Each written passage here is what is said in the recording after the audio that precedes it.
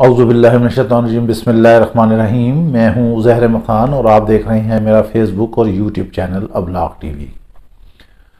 سیاست کا تو ماحول سرگرم ہی ہے۔ عمران خان جو ہیں یہاں لانگ مارچ لے کر آئے تھے، تاریخی لانگ مارچ کیا اور اس کے بعد وہ لاہور چلے گئے۔ عمران خان کا یہ ایک انتہائی زیرک اور عقل مندانہ فیصلہ تھا، کیونکہ انہوں نے کہہ دیا تھا کہ اگر ہم اسلام آباد میں داخل ہوتے ہیں تو اس وقت ملک کی معیشت ہی تباہ ہے، اپنے ہی ملک کا نقصان ہوگا، لہٰذا انہوں نے فیصلہ کیا کہ وہ اسمبلیوں سے کوئٹ کریں گے۔ بہرحال اب ان کی سرگرمیاں جو ہیں وہ چل رہی ہیں۔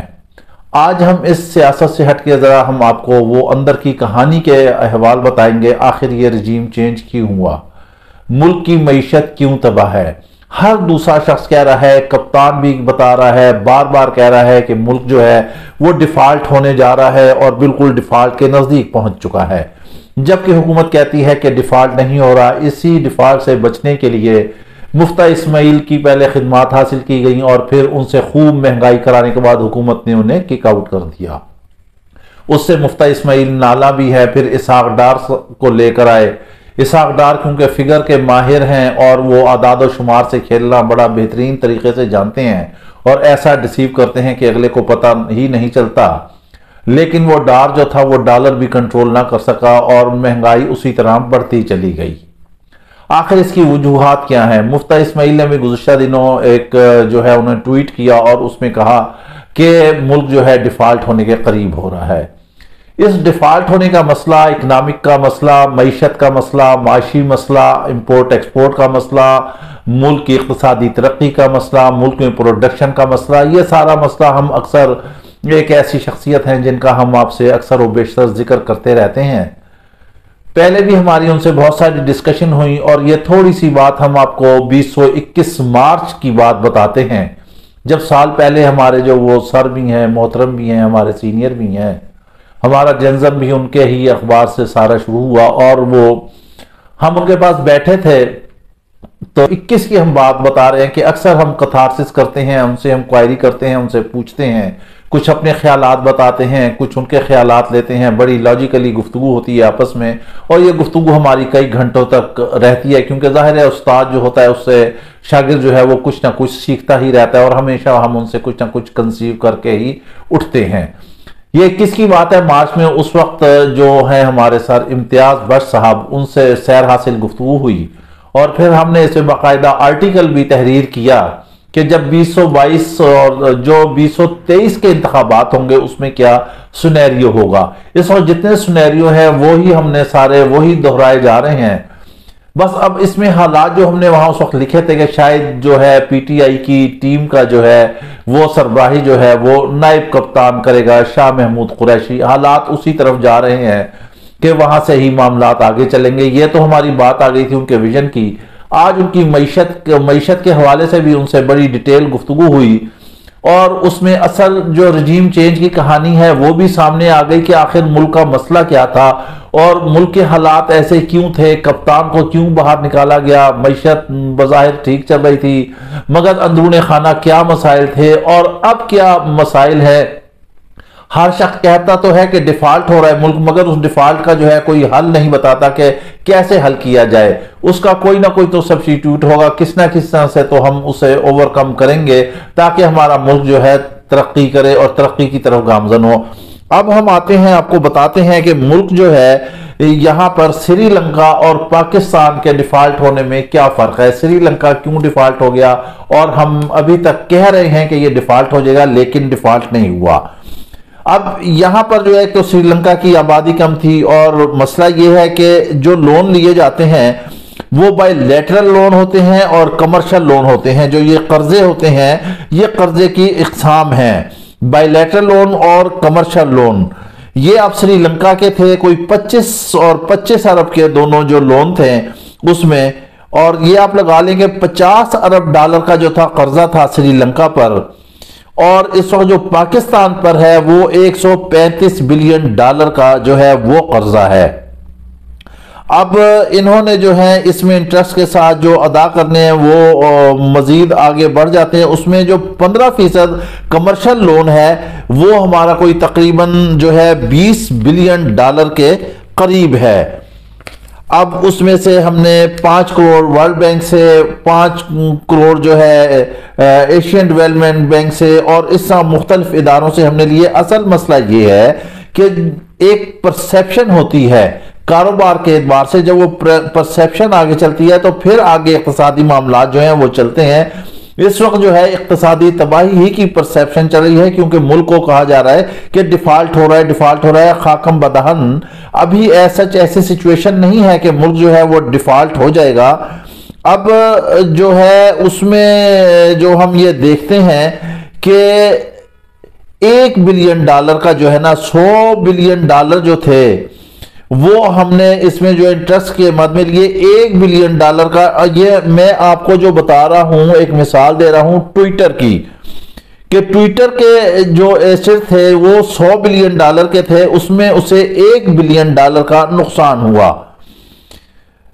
اب اس نے اسے کیسے کمپیٹ کرنا تھا، کیا اس میں معاملات کرنے تھے، اس نے کیسے کرنے تھے؟ اب اس نے یہ کیا کہ اس میں جو ہے 10 لاکھ کے شیئر جو ہے $10 لاکھ کے شیئر جو ہیں اس نے وہ مارکیٹ کر دیے۔ جب وہ مارکیٹ کیے، جب وہ اس کا جو شیئر تھا 42 کا ہوا تو اس نے مزید اس میں اور شیئر بڑھا دیے اور وہاں سے وہ کمپیٹ کر کے شیئر سے معاملات اٹھاتے ہوئے اس نے اپنا جو ہے $1 بلین کا جو ہے وہ نقصان پورا کیا۔ اب جو ہمارا اس وقت ملک جس سچویشن سے گزر رہا ہے، جو ہم کہہ رہے ہیں کہ یہاں پر اقتصادی صورتحال ایسی ہے کہ ملک جو ہے وہ ڈیفالٹ ہو جائے گا، ہمیں جو ہے ایک تو اپنی ریمیٹنس بڑھانی ہوں گی اور ہمیں ایکسپورٹ ہمیں اپنی جو ہے ان میں اضافہ کرنا ہوگا۔ جب ہم یہ چیزیں ساری اضافہ کریں گے تو پھر ڈیفینیٹلی جو ہے ملک کہیں نہ کہیں جو ہے وہ سٹینڈ کرے گا اقتصادی اعتبار سے۔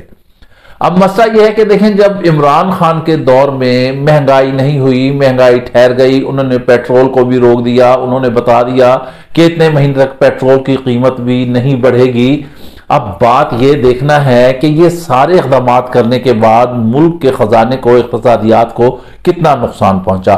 اس دور میں جو ہے پی ٹی آئی کی گورنمنٹ وہ تقریباً $2 بلین کی جو ہے سبسڈی ڈیلی کی بنیاد پر دے رہی تھی۔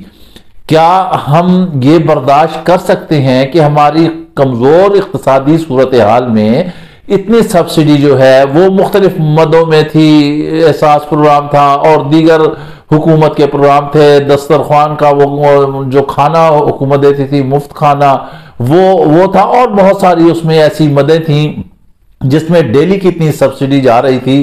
اب آپ حساب لگا لیں، اگر 2 بلین جو ہے روز کا جا رہا ہے تو اب سال کا حساب لگا لیں کہ کہاں تک جاتا ہے۔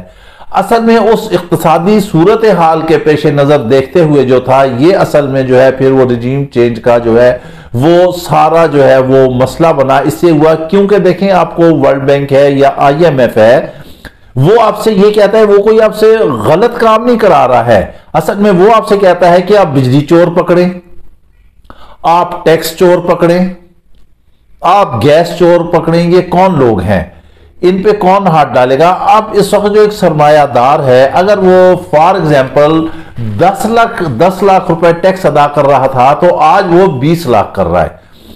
اب اس کے اندرون خانہ نقصان کیا ہے؟ نقصان یہ ہے، جب ہماری سر امتیاز صاحب سے بھی ڈسکشن ہو رہی تھی، ہم ان سے کوائری کر رہے تھے، ہم ان سے سوال پوچھ رہے تھے، ہماری کوئی 2-3 گھنٹے تک بڑی طویل سٹنگ رہی اور اس میں ہم ان سے پوچھتے رہے۔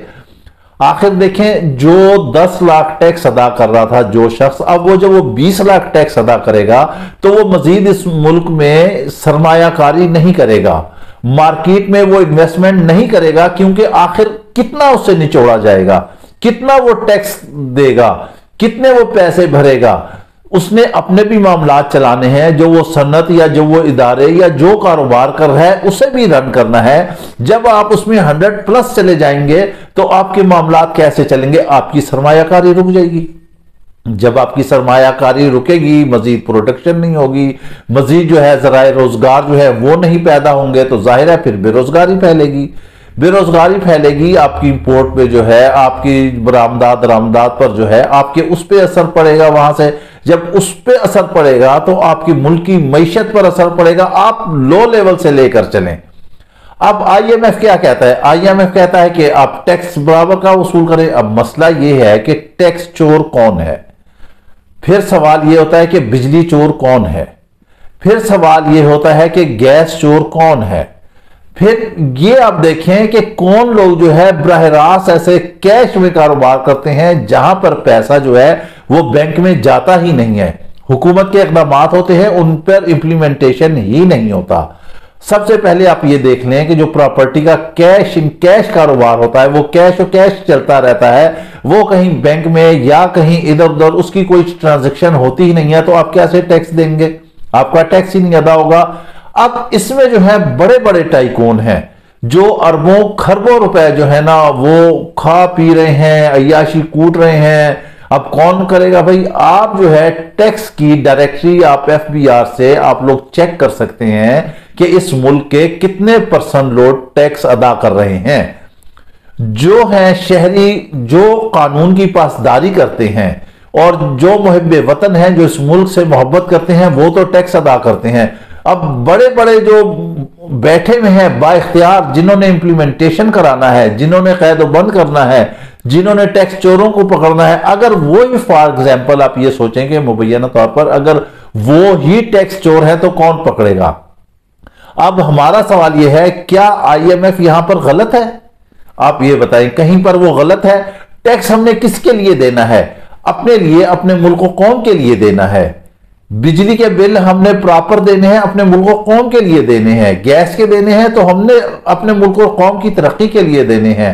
مگر جب ہم اس چوری چکاری پہ چلے جائیں گے اور پھر ہم یہ کہہ دیں گے کہ جس علاقے میں بجلی چوری ہو رہی ہے وہاں پر لوڈ شیڈنگ ہوگی، آپ یہ کیوں نہیں کرتے؟ اوپر سے جو ہے سارا وہ معاملات جو ہے احتساب کا عمل وہاں سے شروع ہو کہ اوپر سے جو بھی ٹیکس نہیں دے رہا، جو اربوں خربوں کے مالک ہیں، جو اس ملک کے آپ کہہ لیں کہ لوٹر ہیں، ہمیں یہاں نام لینے کی ضرورت نہیں ہے۔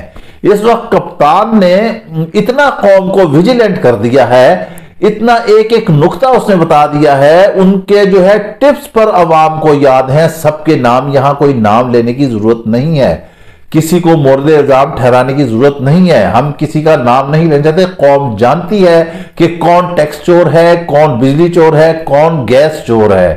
جب یہ سارا کچھ کر کے اپنی فیکٹریاں، اپنی ملیں، اپنے معاملات چلاتے رہیں گے تو آفٹر آل وہ جتنا بھی ٹیکس کا بوجھ ہے آپ غریب عوام کو نچوڑتے رہیں بیٹھ کے۔ آخر کب تک نچوڑیں گے؟ جو لو طبقہ ہے، جو کاروبار ہے، جو چند کروڑوں کے کاروبار لوگ کر رہے ہیں، آخر ان سے نچوڑ کر آپ نے ان کے کاروبار کو ہی بالکل بند کر کے رکھ دیا ہے، ان سے 100% ٹیکس کا اضافہ ہو گیا ہے۔ وہ ٹیکس جو ہے آپ کیوں نہیں وصول کرتے ان بڑے بڑے ٹائکون سے، جنہوں نے جو ہے فگر ورک کیا ہوا ہے، جنہوں نے اپنے فائلنگ پوری کی ہوئی ہے، جو ڈاکومنٹس میں تو بڑا ستھرے طریقے سے کرتے ہیں مگر اوریجنل جو ہے وہ کچھ بھی نہیں ہے۔ آپ تاریخ اٹھا کے دیکھیں، یہاں پر اربوں خربوں کی جائیدادیں ہیں، اربوں خربوں کے ان کے کاروبار ہے، لیکن جب ٹیکس ادائیگی کا بات آتی ہے تو وہاں پر چند لاکھ ٹیکس ادا کیے ہوئے ہیں۔ اب یہ تو ہو گیا آئی ایم ایف یا ورلڈ بینک کے مطالبات۔ اب یہ دیکھا جائے کہ اس ٹیکس کی چوری میں ہمارا کتنا نقصان ہو رہا ہے، ہم ملک کو کہاں لے کر جا رہے ہیں۔ آج کیا ملک میں آپ کو کہیں ترقی نظر آ رہی ہے؟ کہیں سیاسی استحکام کا ٹھہراؤ ہے؟ ٹھیک ہے، رجیم چینج ہو گیا، وہاں سے جو سبسڈائز معاملات ہو رہے تھے ان کو بھی روکا گیا، ان کو روک دیا گیا، ٹھیک کیا، ہم کہتے ہیں چلو ملک کے لیے اچھا تھا۔ لیکن آپ کو اچھی طرح یاد ہوگا کپتان نے کہا تھا کہ میں حکومت سے نکل کر زیادہ خطرناک ثابت ہوں گا۔ آج دیکھیں دنیا کی کوئی بھی آپ طاقت لگا لیں، یہ آپ بالکل لوہے کی لکیر کی طرح آپ لکھ لیں کہ عمران خان کو شکست دینا اس امپورٹڈ حکومت کے یا اس بھانمتی کنبے کے یا اس مکس اچار کے یا اس مکس ہانڈی کے، یہ ممکن ہی نہیں ہے۔ ان میں سے کوئی بھی اس قابل لیڈر نہیں ہے جو عمران خان کے سامنے کھڑا ہو سکے، جو اس کا مقابلہ کر سکے۔ یہ لوگ بڑا اکتفا کر رہے ہیں نواز شریف کے، نواز شریف کو بھی لے آئے، وہ بھی آپ شوق پورا کر لیں، پھر بھی نہیں آپ جیت سکتے۔ آپ دیکھیں اصل مسئلہ جو ہمارا آج کا ویلاگ ہے وہ اس سیاست سے ہٹ کے وہ ہے اقتصادیات کا۔ ہم سب کو سر جوڑنا ہوگا، اپنے معاملات جو ہے وہ ٹھیک کرنے ہوں گے، ملک کی پروڈکشن بڑھانی ہوگی، ریمیٹنس بڑھانے ہوں گے، زر مبادلہ کے ذخائر بڑھانے ہوں گے، روزگار کے مواقع پیدا کرنے ہوں گے، صنعتیں بڑھانی ہوں گی، टैक्स A to Z सबसे वसूल करना होगा, एक ऐसा मैकेनिज्म बनाना होगा। अब जब कौम टैक्स दे देती है, एक और बड़ा मसला है कि टैक्स देने वालों से अगर सर्वे किया जाए, उनसे पूछा जाए, तो वो साफ पता चलता है कि जो वो टैक्स देते हैं वो टैक्स सही मद में नहीं लगता, अवाम की भलाई कहीं नजर नहीं आती। यहां बड़े बड़े सियासी जो है इकोनॉमिक्स बैठे हुए हैं, लेकिन कोई हल बताए ना कि मुल्क डिफॉल्ट हो रहा है तो आप इस डिफॉल्ट से बचने के लिए ये इकदाम उठाएं। हमने आपको वो इकदाम बताए हैं जो हमने सर इम्तियाज से डिस्कस किए थे और उनसे हमने गाइडलाइन ली। हम मजीद भी इसमें और भी वीलॉग में, फिर नेक्स्ट वीलॉग में हम इंशाल्लाह किसी नशिस्त में इजाफा करेंगे और आपको पूरी इक्तिसादी सूरत हाल का हल बताएंगे। अपने सर से लेकर हम पूछेंगे कि क्या हल हैं और क्या ऐसे इकदामात हैं, क्या ये इकदामात हुकूमत की समझ में नहीं आते, क्या ये इतने माहिर माशियात बैठे हुए, इतने इकनॉमिस्ट बैठे हुए हैं, इतने निजी टीवी चैनल्स पे आके रात भर दिन भर डिबेट करते रहते हैं मगर कोई हल नहीं बताता, एक दूसरे को इल्जाम करते हैं। अब मसला ये भी है कि एक हुकूमत आती है, जो वो पिछली हुकूमत होती है वो उसकी गिरफ्तारियां करने लगती है, वो जो है उसकी लेग पुलिंग शुरू कर देती है। गवर्नमेंट का सारा अरसा जो है वो इसी टाइम में गुजर जाता है। यहां पर ये एक इंतहाई जो है गैर जमहूरी रिवायत है। जो मुस्बत पॉलिसियां हैं उन्हें चलना चाहिए। देखें, मईशत जो है इस मुल्क की रीढ़ की हड्डी है। आपको मईशत हर सूरत में मजबूत करना होगी। दिफा का मजबूत होना भी है, वो मईशत के साथ ही लाजिम व मलजूम है। मईशत मजबूत, दिफा मजबूत। मईशत मजबूत, मुल्क में खुशहाली। मईशत मजबूत, मुल्क में अमन व अमान। मईशत मजबूत, मुल्क में रोजगार। मईशत मजबूत, निजाम बेहतरीन। मईशत मजबूत, तालीम का निजाम बेहतर। मईशत मजबूत, अवाम खुशहाल। मईशत का मजबूत होना मुल्क की तरक्की का जामिन है। आज ये वीलॉग थोड़ा सा है ऐसा शकील है जिसे आपको हजम करना पड़ेगा, लेकिन हमारा फर्ज बनता है कि हम आपको बताएं कि आखिर हम किस गहराई और खाई की तरफ हम जा रहे हैं। अभी अल्लाह ना करे हमारा मुल्क जो है कोई ऐसा मसला नहीं है कि डिफॉल्ट कर जाएगा। आपको कम से कम मजीद 5 साल चाहिए हैं अगर खुदा न खासा खाका बदहान कोई नुकसान होता है, लेकिन इस 5 साल में ऐसे इकदाम उठाए जा सकते हैं जिससे मुल्क की इक़्तिसादियात अपने पैरों पर खड़ी हो सकती है, जो कि हमने आपको अर्ज किए हैं। इसके साथ ही आप हमें इजाजत दीजिए। वीडियो पसंद आए तो लाजमी लाइक और शेयर कीजिएगा। हमें इजाजत दीजिए। अल्लाह हाफिज।